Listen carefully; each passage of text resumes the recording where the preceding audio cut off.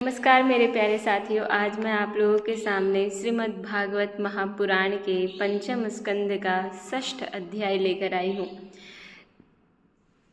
और उस अध्याय का क्या नाम है तो ऋषभ देव जी का देह त्याग।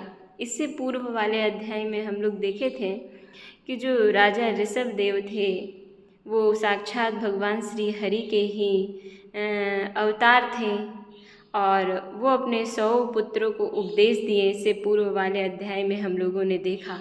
अब उपदेश देने के पश्चात उपदेश वो एक्चुअली में अपने 100 पुत्रों को नहीं दे रहे थे, ठीक है ना। वो उपदेश उनके माध्यम से, उनके बहाना से जो है वो हम लोगों को मिल रहा था। और मैं समझती हूँ कि आप लोग भी जो है वो उनके उपदेशों को अपने जीवन में ज़रूर उतारिएगा, ग्रहण कीजिएगा। अब जो है वो इस अध्याय में ऋषभ देव जी जो है वो अपना देह को त्यागेंगे और कथा जो है वो प्रारंभ हो रहा है। राजा परीक्षित ने पूछा, राजा परीक्षित कौन थे तो अभिमन्यु के पुत्र थे। उत्तरा और अभिमन्यु के पुत्र राजा परीक्षित थे। तो राजा परीक्षित ने पूछा कि भगवान, योग रूप वायु से प्रज्वलित हुई ज्ञानाग्नि से जिनके राग आदि कर्म बीज दग्ध हो गए हैं, उन आत्मा राम मुनियों को दैववश यदि स्वयं ही अणिमा आदि सिद्धियां प्राप्त हो जाए तो वे उनके राग द्वेष आदि क्लेशों का कारण तो किसी प्रकार हो नहीं सकती। फिर भगवान ऋषभ ने उन्हें स्वीकार क्यों नहीं किया। श्री सुखदेव जी ने कहा, तुम्हारा कहना ठीक है, किंतु संसार में जैसे चालाक व्याध अपने पकड़े हुए मृग का विश्वास नहीं करते, उसी प्रकार बुद्धिमान लोग इस चंचल चित्त का भरोसा नहीं करते कि कब ये चित्त जो है वो इस संसार मोह माया में फंस जाएगा, है ना। वो भी विश्वास नहीं करते जो बुद्धिमान पुरुष होते हैं। ऐसा ही कहा भी है, इस चंचल चित्त से कभी मैत्री नहीं करनी चाहिए। और सिर्फ चित्त से नहीं, आप संसार में रह रहे हैं तो जो चंचल प्रवृत्ति के मनुष्य हैं ना, उनसे भी आप कम कोशिश कीजिए बातचीत करने का, क्योंकि वो आपको फंसाएगी ही या फंसाएगा ही। इसमें विश्वास करने से ही मोहिनी रूप में फंसकर महादेव जी का चिरकाल का संचित तप क्षीण हो गया था। और महादेव जी याद होगा कि मोहिनी रूप धारण कर लिए थे और मोहिनी रूप में फंसकर महादेव जी जो है वो लंबे समय तक अपने संचित तप को जो है वो छीन कर दिए थे इसके कारण। तो इसलिए जो ऋषि मुनि होते हैं, जिनकी चित्त जो है वो अपने अंदर वो कंट्रोल कर लिए होते हैं, वो और नहीं चाहते कि वापस हम इस चित्त में फंसे। उनको डर होता है कि कहीं मैं इसमें भटक ना जाऊं, इस संसारिक मोह माया में, और वापस से मेरा जो संचित तप है वो नष्ट ना हो जाए इसके कारण। इसलिए योग माया से, तपस्या से वो अपने धीरे धीरे और इस संसार से वो अपने आप को दूर ही करते चले जाते हैं। जैसे व्यभिचारिणी स्त्री जार पुरुषों को अवकाश देकर उनके द्वारा अपने में विश्वास रखने वाले पति का वध करा देती है, उसी प्रकार जो योगी मन पर विश्वास करते हैं, उनका मन काम और उसके साथी क्रोध आदि शत्रुओं को आक्रमण करने का अवसर देकर उन्हें नष्ट भ्रष्ट कर देता है। काम, क्रोध, मद, लोभ, मोह और भय आदि शत्रुओं का तथा कर्म बंधन का मूल तो यह मन ही है।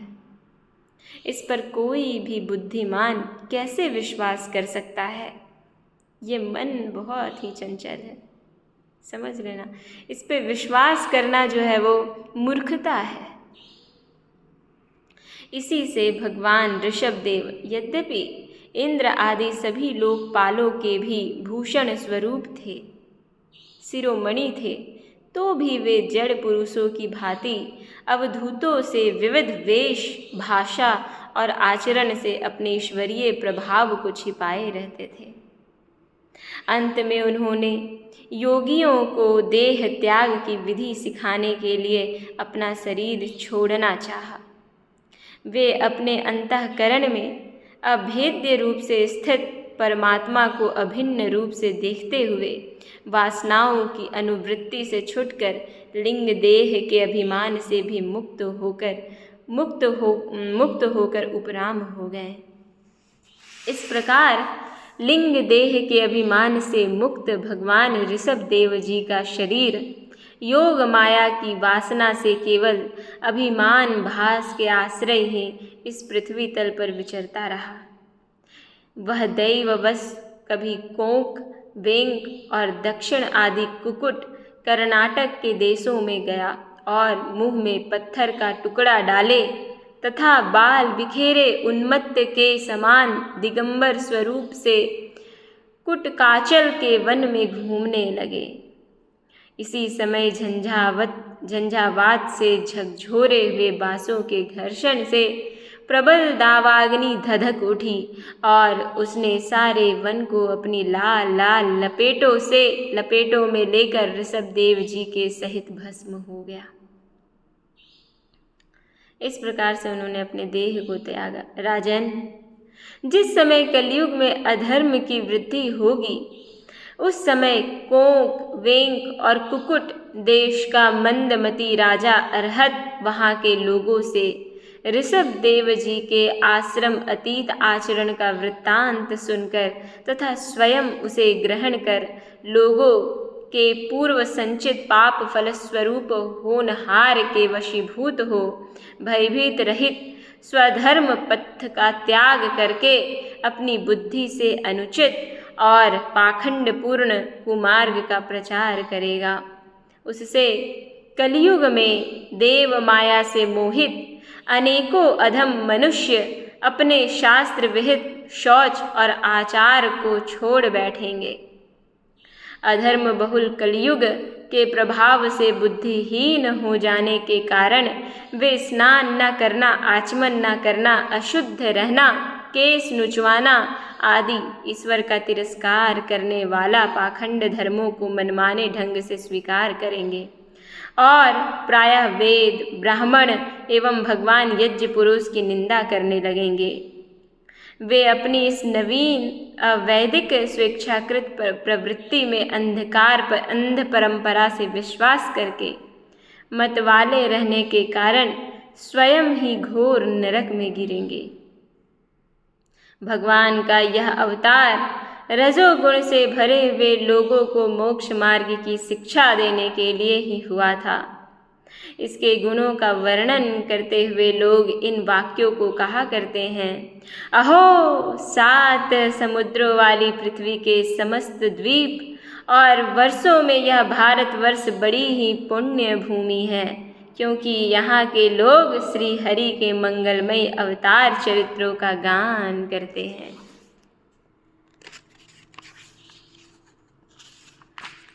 अहो महाराज प्रियव्रत का वंश बड़ा ही उज्ज्वल एवं सुयशपूर्ण है, जिसमें पुराण पुरुष श्री आदि नारायण ने ऋषभ अवतार लेकर मोक्ष की प्राप्ति कराने वाले पारमहंस धर्म का आचरण किया। अहो इन जन्म रहित भगवान ऋषभ देव के मार्ग पर कोई दूसरा योगी मन से भी कैसे चल सकता है, क्योंकि योगी लोग जिन योग सिद्धियों के लिए लालायित होकर निरंतर प्रयत्न करते रहते हैं, इन्होंने अपने आप प्राप्त होने पर भी असत समझकर त्याग दिया था। राजन, इस प्रकार संपूर्ण वेद, लोक, देवता, ब्राह्मण और गौओं के परम गुरु भगवान ऋषभ देव का यह विशुद्ध चरित्र मैंने तुम्हें सुनाया। यह मनुष्यों के समस्त पापों को हरने वाला है। जो मनुष्य इस परम मंगलमय पवित्र चरित्र को एकाग्र चित्त से श्रद्धापूर्वक निरंतर सुनते या सुनाते रहते हैं, उन दोनों की ही भगवान वासुदेव में अनन्य भक्ति हो जाती है। तरह तरह के पापों से पूर्ण, सांसारिक तापों से अत्यंत तपे हुए अपने अंतःकरण को पंडित जन इस भक्ति सरिता में ही नित्य निरंतर नहलाते रहते हैं। इससे उन्हें जो परम शांति मिलती है वह इतनी आनंदमयी होती है कि फिर वे लोग उसके सामने अपने ही आप प्राप्त हुए मोक्ष रूप परम पुरुषार्थ का भी आदर नहीं करते। भगवान के निज जन हो जाने से ही उनके समस्त पुरुषार्थ सिद्ध हो जाते हैं। राजन, भगवान श्री कृष्ण स्वयं पांडव लोगों के और यदुवंशियों के रक्षक, गुरु, इष्टदेव, सुहृद और कुलपति थे। यहाँ तक कि वे कभी कभी आज्ञाकारी सेवक भी बन जाते थे। इसी प्रकार भगवान दूसरे भक्तों के भी अनेकों कार्य कर सकते हैं और उन्हें मुक्ति भी दे सकते हैं, परंतु मुक्ति से भी बढ़कर जो भक्ति योग है उसे सहज में नहीं देते। उसमें परिश्रम वो देखते हैं कि कौन कितना परिश्रम कर रहा है। निरंतर विषय भोगों की अभिलाषा करने के कारण अपने वास्तविक श्रेय से चीरकाल तक बेसुध हुए लोगों को जिन्होंने करुणावश निर्भय आत्मलोक का उपदेश दिया और जो स्वयं निरंतर अनुभव होने वाले आत्मस्वरूप की प्राप्ति से सब प्रकार की तृष्णाओं से मुक्त थे, उन भगवान ऋषभ देव को नमस्कार करता हूँ। ऐसा जो है वो राजा परीक्षित को जो है वो सुखदेव जी सुनाए और कहें। और ये अध्याय यहीं पे समाप्त हो गया। और अंत में लिखा है कि इति श्रीमद्भागवते महापुराणे पारमहंस्यां संहितायां पंचम स्कंदे ऋषभदेवानुचरिते षष्ठोऽध्यायः समाप्तः। इस प्रकार से यह अध्याय यहीं पे समाप्त होता है मेरे प्यारे मित्रों। तो आपको पता चल गया होगा कि ऋषभ देव किस प्रकार से अपने देह को त्यागे। नमो नमः। आज मैं बहुत अधिक कहने की हालत में नहीं हूँ, मेरी स्वास्थ्य थोड़ी ठीक नहीं है, इसलिए मैं आप लोगों से क्षमा मांगती हूँ। नहीं तो मैं और अभी आप लोगों से कथा कहती और मैं भी पढ़ती, है ना। पर नमो नमः। नमः संस्कृताय। ओम नमो भगवते वासुदेवाय नमः। ओम।